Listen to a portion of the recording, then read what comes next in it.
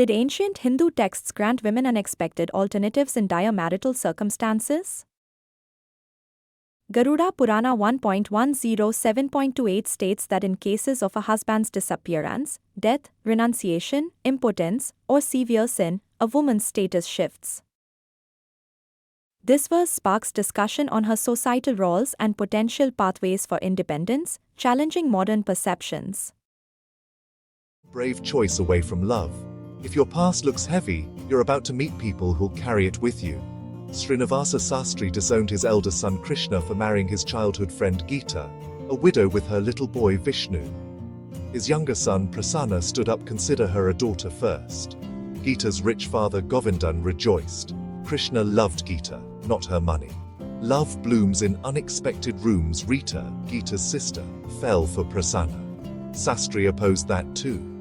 2 years later, jobless and brave, Rita and Prasanna eloped to Chennai. They then became pillars, encouraging Krishna and Gita through a painful struggle with impotence. Together they tried, they waited, they healed. Gita later gave birth to Ram. Rita and Prasanna had Laxman. Govindan bought flats for the sisters. Sastry finally accepted his grandsons. Gita's words cut clean. He never doubted my character. Love chose family over labels, and that made Gita से कहा, मैं उसे अमीर बनाकर खुश नहीं कर सकता। तुम और तुम्हारा प्रसन्ना मेरी विधवा, गीता, बेटी की जिंदगी में रंग लाए हो, अपनी ही बेटी रीता का धन्यवाद करते हुए। तुम्हारा समर्थन गीता के लिए और तुम्हारे पति प्रसन्ना का समर्थन कृष्णा के लिए उन्हें माता पिता बना दिया। अब शास्त्री उन्हें अलग नहीं कर सकते। शास्त्री ने अपने पोते को मंजूरी दी, कोई सौतेला पोता नहीं। रीता ने ममनार से पूछा, 6 साल का विष्णु कहाँ जाएगा? उसे माँ की जरूरत है।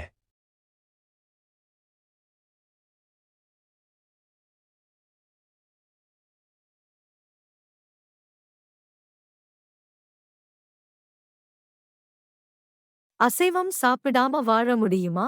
குறிப்பா அசைவ குடும்பத்துல வளர்ந்தவங்களுக்கு. நம்ம கீதா, ரீட்டா கதையில இதுதான் கேள்வி. ஆசை கணவனுக்காக எப்படி அசைவம் விட்டாங்கன்னு தெரியுமா?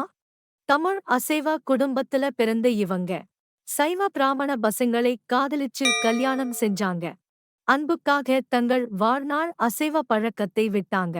இப்ப முழு சைவமா 2 குடும்பமும் இணைந்திருக்காங்க. அவங்க வீட்டு சுவையான சைவ ரெசிபிகள் பார்க்க அடுத்த வீடியோவை மிஸ் பண்ணாதீங்க.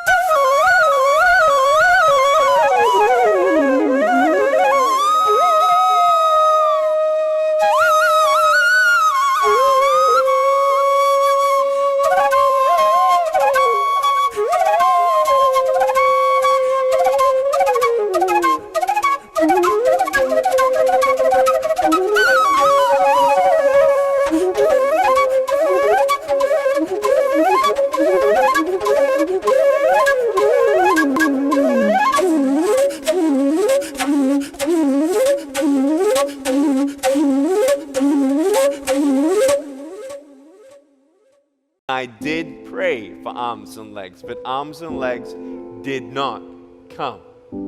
Because of fear, I concluded, God's not real. There is no hope.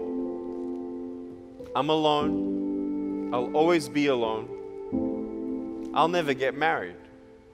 Even if I got married, I can't even hold my wife's hand.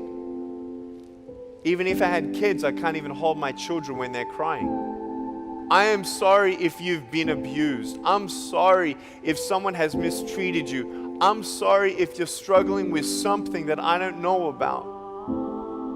But I want you to know something, that you don't know what miracles can come from your broken pieces until you give your broken pieces a chance. I have a wife, 4 children. Kanae and I, we're in love and we love our family. We are doing life together. But before I met my wife, and it was love at first sight, by the way, I couldn't feel my legs when I looked at her and she looked at me.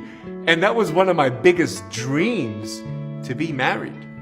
But being married as a big dream of mine wasn't my entirety of my purpose that I was made for.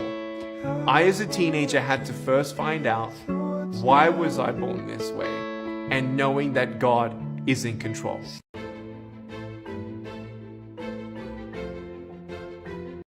They see my disability, I see my ability. They call me disabled, I call myself differently abled. There are some incidents that happen in your life. Those incidents break you, deform you, but they mold you into the best version of you. And the same thing happened to me. I was 18 years old when I got married. My father wanted me to get married. And all I said was, if that makes you happy, I'll say yes. And of course, it was never a happy marriage.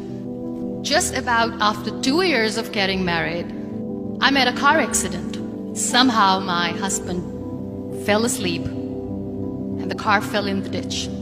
He managed to jump out, saved himself. I'm happy for him. But I stayed inside the car and I sustained a lot of injuries. The list is a bit long, don't get scared. The wrist was fractured. Shoulder bone and collarbone were fractured. My whole rib cage got fractured. And because of the rib cage injury, lungs and liver were badly injured. I couldn't breathe. I lost urine and bowel control. That's why I have to wear the bag wherever I go. 3 vertebrae of my backbone were completely crushed. And I got paralyzed for the rest of my life. I finally ended up in a hospital where I stayed for 2.5 months. I underwent multiple surgeries. One day, doctor came to me and he said, well, I heard that you wanted to be an artist, but you ended up being a housewife. I have a bad news for you.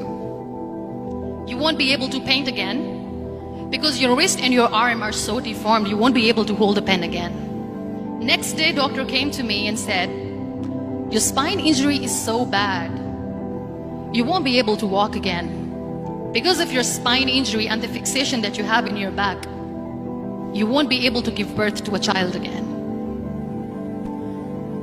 That day, I was devastated. I asked my mother, why me? And that is where I started to question my existence. Why am I even alive? And that is where I realized that the words have the power to heal the soul. My mother said to me, this too shall pass. God has a greater plan for you. I don't know what it is, but He surely has. And in all that distress and grief, somehow or the other, those words were so magical that they kept me going. One day I asked my brothers, I know I have a deformed hand, but I'm tired of looking at these white walls in the hospital and wearing these white scrubs. I'm getting tired of this. I want to add more colors to my life. I want to do something. Bring me some colors, bring me some small canvas. I want to paint.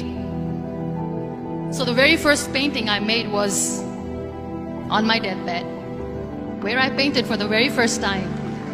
It was not just an art piece or just my passion. It was my therapy. And then I was discharged and I went back home. And I went back home and I realized that I have developed a lot of pressure ulcers on my back and on my hip bone. I was unable to sit. There were a lot of infections in my body, a lot of allergies. So doctors wanted me to lie down on the bed straight. For not 6 months, for not 1 year, for 2 years, I was bedridden, confined in that one room, looking outside the window, listening to the birds chirping, and thinking maybe there will be a time when we'll be going out with the family and enjoying the nature. That was the time where I realized how lucky people are. That is the time where I realized that the day I'm going to share this pain with everyone to make them realize how blessed they are, and they don't even consider them lucky. That day I decided that I'm going to fight my fears. We all have fears. Fear of unknown, fear of losing people, fear of losing health, money. We want to excel in career, we want to become famous, we want to get money. We are scared all the time. So I wrote down one by one all those fears, and I decided that I'm going to overcome these fears one at a time. You know what was my biggest fear? Divorce. I was trying to cling on to this person who didn't want me anymore, but I said no. I have to make it work. But the day I decided that this is nothing but my fear, I liberated myself by setting him free. And I made myself emotionally so strong that the day I got the news that he's getting married, I sent him a text that I'm so happy for you and I wish you all the best. And he knows that I pray for him today. Number 2 was, I won't be able to be a mother again. And that was quite devastating for me. But then I realized there are so many children in the world, all they want is acceptance. So there is no point of crying, just go and adopt one. And that's what I did. People think that they will not be accepted by the people because we, in the world of perfect people, are imperfects. So I decided that instead of starting an NGO for disability awareness, which I know will not help anyone, I started to appear more in public. I started to paint. I decided that I'm going to join the national TV of Pakistan as an anchor person. And I've been doing a lot of shows for the last 3 years. I became the National Goodwill Ambassador for UN Women Pakistan, and now I speak for the rights of women, children. We talk about inclusion, diversity, gender equality, which is a must. Every time I go in public, I always smile. It's always a big toothy smile on my face, and people ask me, don't you get tired of smiling all the time? What's the secret? I always say one thing, that I have stopped worrying about the things that I have lost, the people that I have lost. Things and people who were meant to be with me are with me. And sometimes, somebody's absence makes you a better person. Cherish their absence. It's always a blessing in disguise. Live your life fully. Accept yourself the way you are. Be kind to yourself. Be kind to yourself. I'll repeat, be kind to yourself, and only then you can be kind to others. Love yourself and spread that love.